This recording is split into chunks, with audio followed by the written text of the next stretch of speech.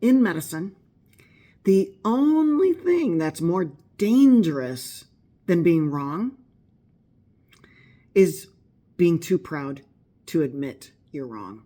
You see, people would rather be right with their tribe than to be truthful and be alone.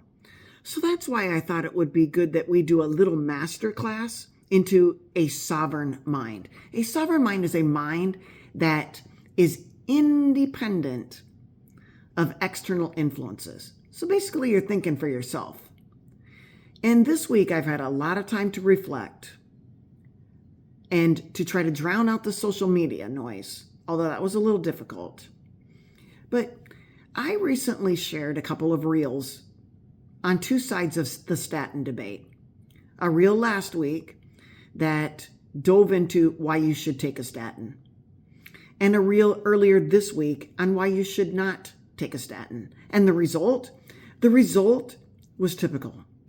Ad hominem attacks, bullying, and I was even called an idiot by a fellow physician who even displayed glee at his chance to try to embarrass me, which he didn't. Why?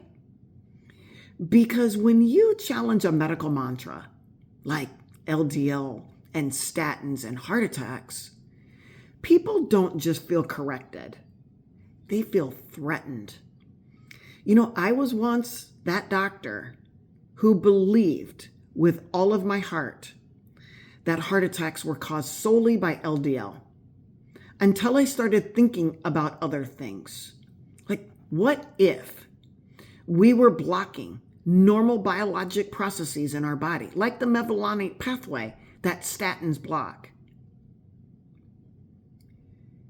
What if we are shutting down these normal pathways and causing long-term repercussions that we haven't even fully accounted for? I mean, just read the comments on those two reels. Those are real life comments from real life people talking about their experiences, their side effects, their diabetes, their muscle aches and pains, their memory problems, their cognitive decline, their Parkinson's, their dementias. All of these things are real life. If the lipid hypothesis was really the whole truth, then heart attacks would be non-existent, and they aren't. And so that realization forced me to get rid of my biases and set aside or drop my assumptions and start looking at the thrombogenic hypothesis of heart attacks. You see, mantras are things that people hold on to. It's like you're climbing the face of a mountain and you dig your hands in deep into the crevices. You white-knuckle your grip into those crevices. And despite the fact that those crevices are shallow, you hold on. Despite the fact that your ideology is shallow, has no basis, you hold on tight. Why?